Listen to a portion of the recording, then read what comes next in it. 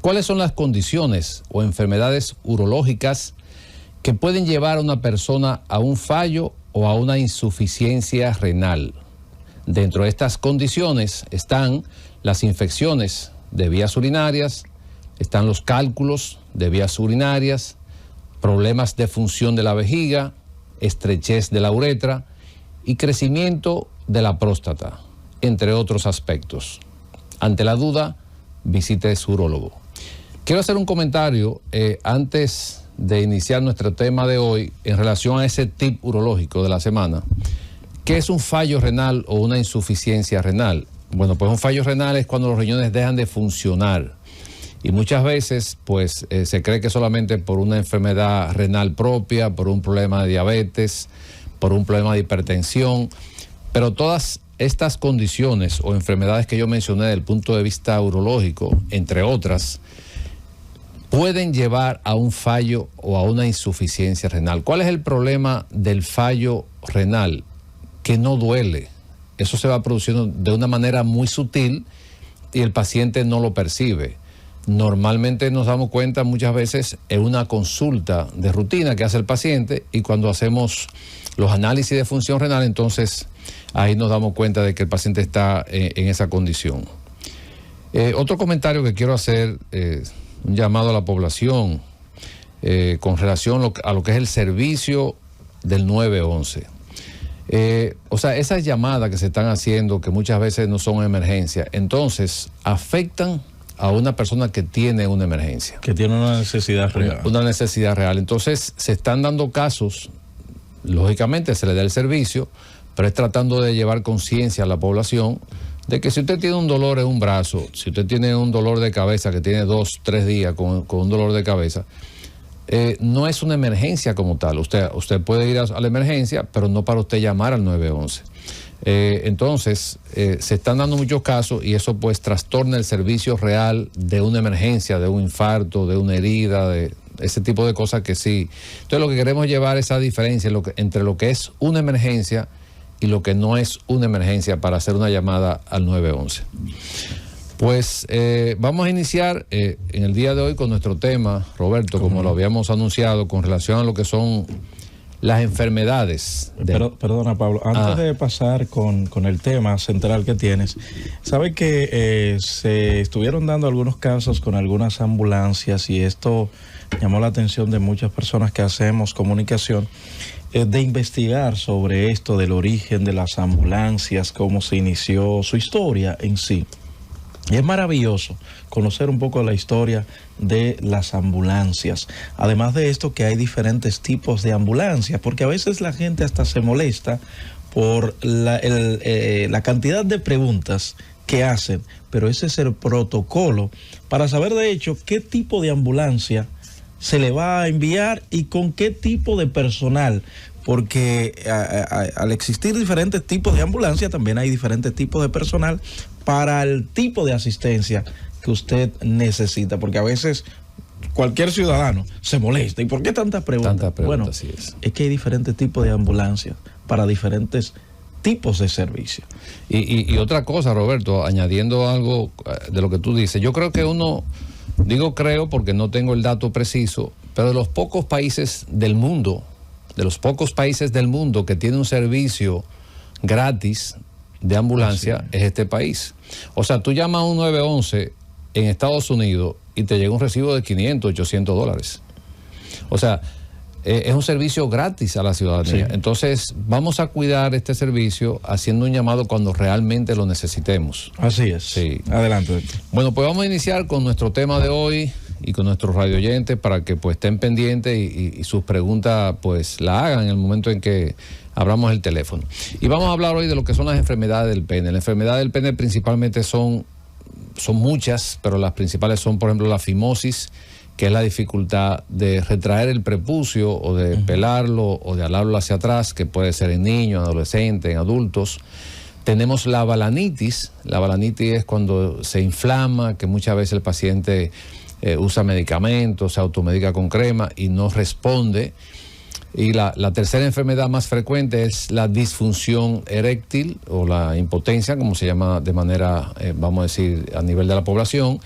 Y en cuarto lugar está la enfermedad de Peyronie. La penúltima. Disfunción eréctil. Disfunción eréctil. Es uno de los problemas que mayormente... Pero ese es netamente del pene, porque a veces he escuchado decir de usted mismo que puede ser un asunto quizás... consecuencia, claro, de otra... Sí, claro. Pero es bueno decir que las enfermedades se clasifican, estas condiciones, dependiendo, por ejemplo, de si afectan el mecanismo de función del pene, de si afectan el correcto funcionamiento, pero también tenemos que mencionar otras condiciones, como son las enfermedades malignas. Aquí tenemos el cáncer de pene, que es una enfermedad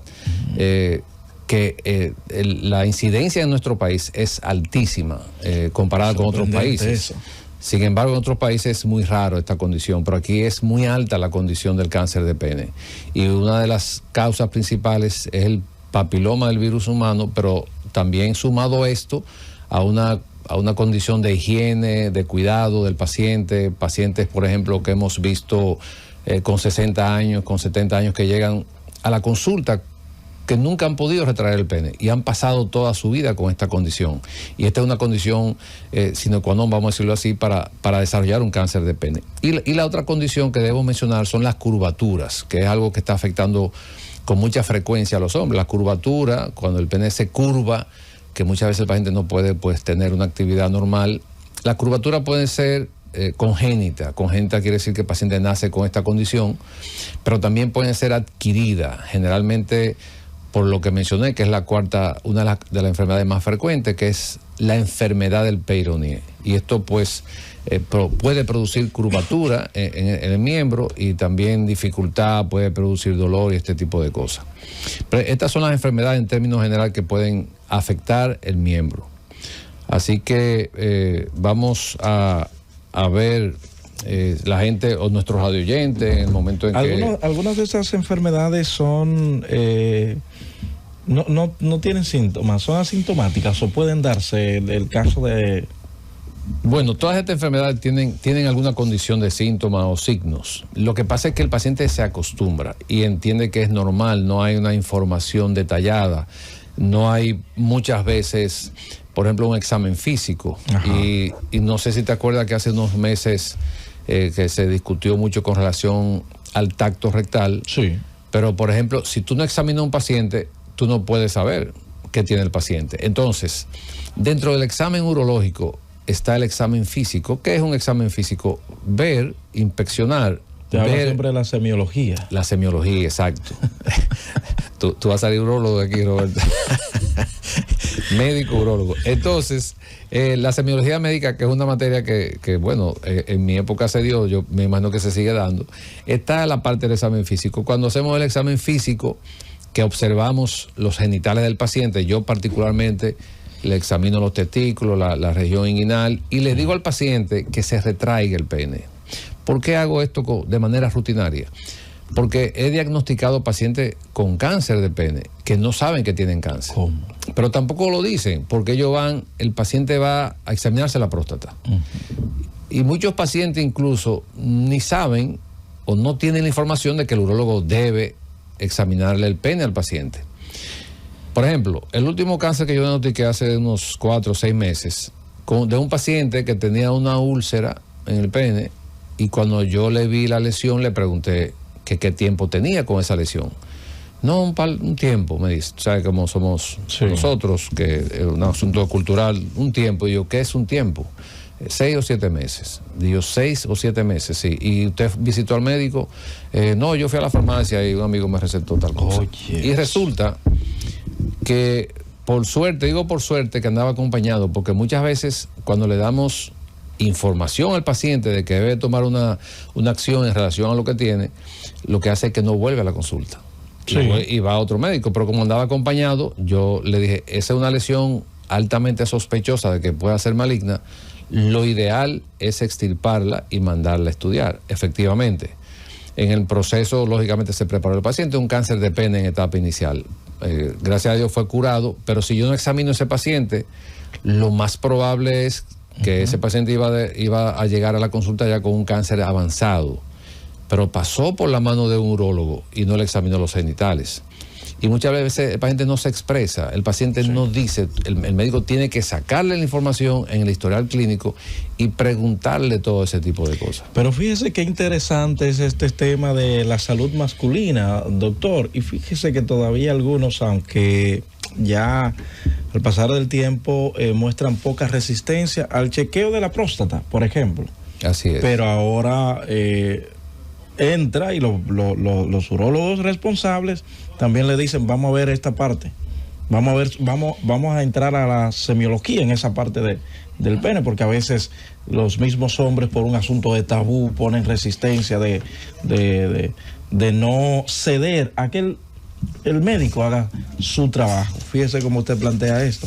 Ya este paciente tenía 6 meses y ni siquiera sabía lo que era. No, y de hecho, por ejemplo, hemos tenido pacientes que no tienen ninguna lesión, simplemente uno ve ese tejido blanquecino que ha perdido como la vida, vamos a decirlo así, porque ya... Y en una circuncisión normal hemos diagnosticado cáncer de pene. Por el cambio de tejido, por ese hombre que pasa, como dije anteriormente, 40, 50 años con una dificultad para retraer el pene hacia atrás, ese tejido va perdiendo vida, se va degenerando y puede terminar en un cáncer de pene. Entonces hemos realizado circuncisión, lógicamente un tejido que queremos investigarlo, pero sin sospechar de cáncer, y ha tenido cáncer de pene que normalmente, o gracias a Dios, han sido curados con la circuncisión, porque se extirpa todo el tejido y entonces el cáncer queda curado en ese momento. Ese asunto del tabú, doctor, hay una generación que le llaman la generación del silencio, donde los muchachos no podían hablar, pero también estaba el tema de que si el muchacho se ponía la mano ahí, le decían sus padres, eso es malo, eso no se toca, y te decían cosas que te asustaban. Eso tiene que ver con esta parte de que algunos hombres como que ellos mismos se miran, por así decirlo. Yo pienso que sí, y de hecho qué bueno que tú tocas ese tema, porque ahí entraríamos en lo que es la educación sexual del individuo. Pienso que hay mucha deficiencia en esa parte, como dije hace unas semanas atrás. Hay un problema de analfabetismo sexual. Sí. Es un término que a lo mejor, bueno, no sé, pero una combinación de lo que es la falta de conocimiento de esa parte como individuo, como tal, que muchas veces pues es lo que permite que lleguen esas enfermedades y que puedan pues avanzar a un grado donde ya no podamos tener un control total de la enfermedad. Entonces es importante enseñarle al adolescente, al niño, cómo manejar esa parte, no solamente desde el punto de vista de observación, si hay algún cambio, sino también el aseo, que es importante. Por eso mencioné anteriormente que una de las causas, aparte de las enfermedades de transmisión sexual, que también inciden en el cáncer, es la falta de higiene. Y yo he recibido, por ejemplo, aunque hice urología pediátrica, no la ejerzo ya, porque ya hay urólogos que se dedican específicamente a la urología pediátrica y yo solo refiero a ellos. Muy bien. Pero he recibido incluso adolescentes que nunca han retraído el pene. Y entonces ni el papá ni la mamá, aunque son muchas veces niños huérfanos con padres vivos, pero no tienen la orientación de una persona que diga tiene que hacerlo de esta manera. Entonces esa parte es importante, que tomemos en cuenta los padres, los genitales, el niño, el adolescente debe conocerlo, cómo asearlo para evitar este tipo, muchas enfermedades que se puede, bueno, de hecho, el único cáncer que se puede evitar es ese, el cáncer de pene. Ajá. Claro. ¿Y de qué manera? O como dije anteriormente, con ver si el niño puede retraer bien el prepucio, el aseo y disminuir la enfermedad de transmisión sexual con seguridad. Entonces esto hace que ese cáncer pueda evitarse.